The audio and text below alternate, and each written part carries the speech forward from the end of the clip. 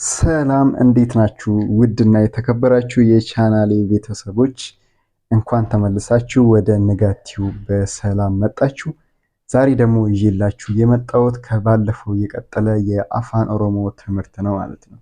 አፋን ኦሮሞ በአማርኛ የሚል ትምህርት እየተማርን እንደሆነ ይታወቃል።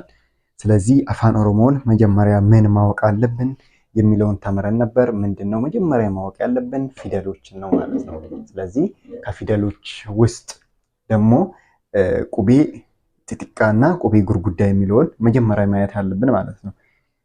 ቁቤ ጉርጉዳ የሚለውን አይተናል። አሁን ደግሞ ቁቤ ጥጥቃ የሚለውን እናያለን ማለት ነው። 26 ነው 26 ነው ቁቤ ጉርጉዳ የሚባለው ወይንም የአፋን ኦሮሞ ፊደሎች ማለት ነው። ቁቤ አፋን ኦሮሞ ዲግደሚ ጃላ ጀቹ የአፋን ኦሮሞ ፊደሎች 26 ናቸው ማለት ነው። ስንቱን ተምረናል? ያው 26ቱንም በካፒታል ሌተር ወይንም ቁቤ ጉርጉዳ በሚለው ተምረናል። አሁን ደግሞ ምንድነው የምናደርገው? ቁቤ ጥጥቃ ወይንም እነዚህ ትናንሾቹን ፊደሎች ወይንም ስሞል ሌተር የሚባሉትን እንማራለን ማለት ነው። ስለዚህ አሁን እንቀጥላለን። ተመሳሳይ ናቸው።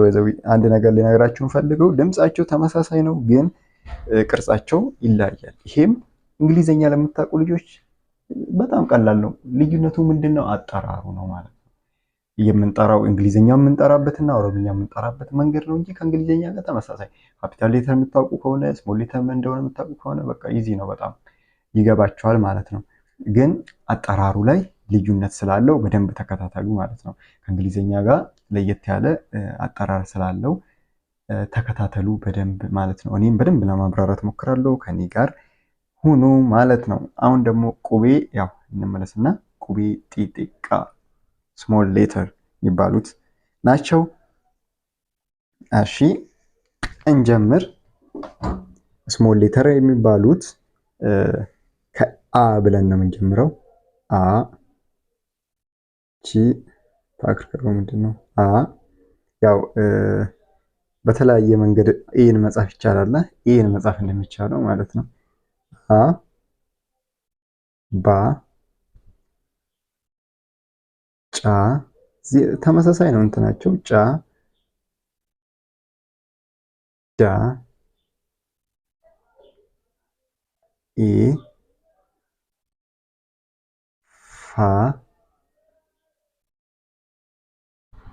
ጋ ሀ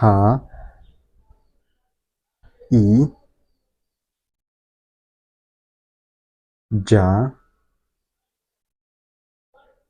ካ ላ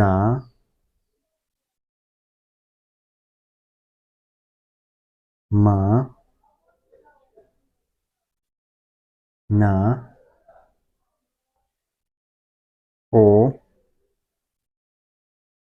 ፓ ቃ ራ ሳ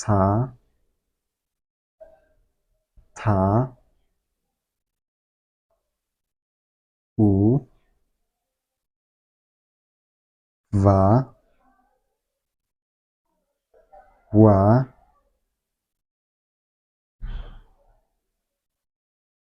ጣ ያ ዛ። ያው አጻጻፊንም እያያችሁበት ፈታበሉ። እሺ ይሄ ነው ማለት ነው። አሁን እያንዳንዷን ነው ማስቆጠራችሁ። ስለዚህ በደንብ ተከታተሉኝ ማለት ነው። አጻጻፉ እንደዚህ ነው። ምንም ፊደል የኦሮምኛም የእንግሊዘኛም የማታውቁ ችግር የለውም። ያው ከመጀመሪያ ነው ተነስቼ እያስተማርኳችሁ ያለሁት ስለሆነ ምንም አያሳስባችሁ። ስለዚህ አ እቺኛዋ አ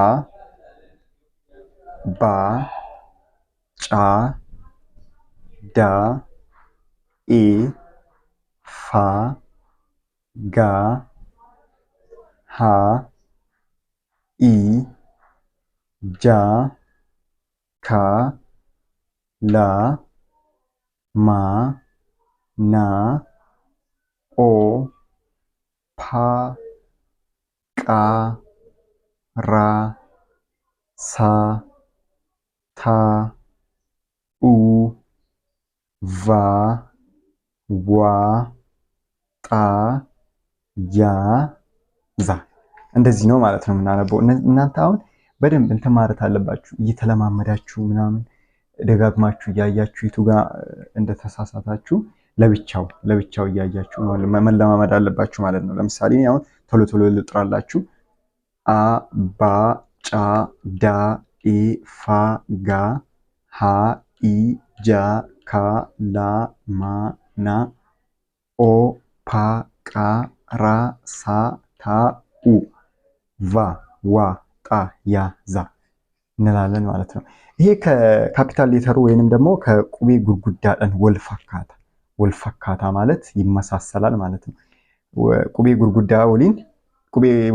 ወሊን አካታ ዋሚቸሳ ወልፈካታ አጠራሩ ይመሳሰላል ከዛኛው ፊደሎች ጋር ማለት ነው። ግን ዲፍረንሱ ምን ብቻ ነው ማለት ነው? ያው ቅርጹ ብቻ ነው፣ ሌላ ልዩነት የለውም። ቅርጹን እንደምታዩት ከሆነ ካፒታሉንም ይዩት ስሞሉንም ይዩት፣ ቅርጹ ነው እንትን የሚለው እንጂ ቅርጹ ራሱ በጣም ይሄና ሊገነነ ዲፍረንስ የለውም። ያው የተወሰነ ዲፍረንስ አለው እንጂ ይሄና ያው ኮምፕሊትሊ የተቀየረ ነገር የለውም ማለት ነው። ይሄ ነው። ስለዚህ አሁን አንዴ ተመልሼ ማለት ነው ሁለቴ እየጠራው በደንብ አሁን ዜማው እንትኑን እንዴት ነው ድምጹን ስሙት ማለት ነው። ምን አይነት ድምጽ እንዳለው ስሙት። እሺ አ አ ባ ባ ጫ ጫ ዳ ዳ ኤ ኤ ፋ ፋ ጋ ጋ ሀ ሀ ኢ ኢ ጃ ጃ ካ ካ ላ ላ ማ ማ ና ና ኦ ኦ ፓ ፓ ቃ ቃ ራ ራ ሳ ሳ ታ ታ ኡ ኡ ቫ ቫ ዋ ዋ ጣ ጣ ያ ያ ዛ ዛ እንላለን ማለት ነው። እንደዚህ ነው የሚጨርሰው። እሺ አሁን ምን መሰላችሁ፣ በኦንላይን መማር የምትፈልጉ በዚህ አጋጣሚ መማር ትችላላችሁ። እናስጠናለን በኦንላይን ማለት ነው። በየቀኑ ለአንዳንድ ሰዓት ለ5 ቀን ወይንም ደግሞ የማይመቻችሁ ስፔሻል ኬዝ ካላችሁ ተወያይተን እናንተ በሚመቻችሁ መንገድ ማጥናት ትችላላችሁ ማለት ነው። ስክሪን ላይ በምታዩት ስልክ ደውሉልን ወይንም ደግሞ በዋትሳፕ በኢሞ እና በቴሌግራም አናግሩን ማለት ነው። ስፔሻሊ ብዙ ጊዜ ከምትደውሉ በዛ ብታናግሩን ታገኙናላችሁ ማለት ነው። ይሄ ነው። አሁን ምን እንዳወቃችሁ ወቁ። እንግዲህ ያው ቁቤ አፋን ኦሮሞ ኬሰቲ ዋለመ ቤክተኒ ይርቱ የአፋን ኦሮሞ ፊደላቶች ውስጥ ሁለት ነገር አውቃቸዋል። ቁቤ ጉርጉዳ ፊ ቁቤ ጥጥቃ። እነዚህ አሁን ትላልቅ ፊደላትና ትናንሽ የሚባሉትን ማለት ነው አውቃቸዋል ሁለቱን።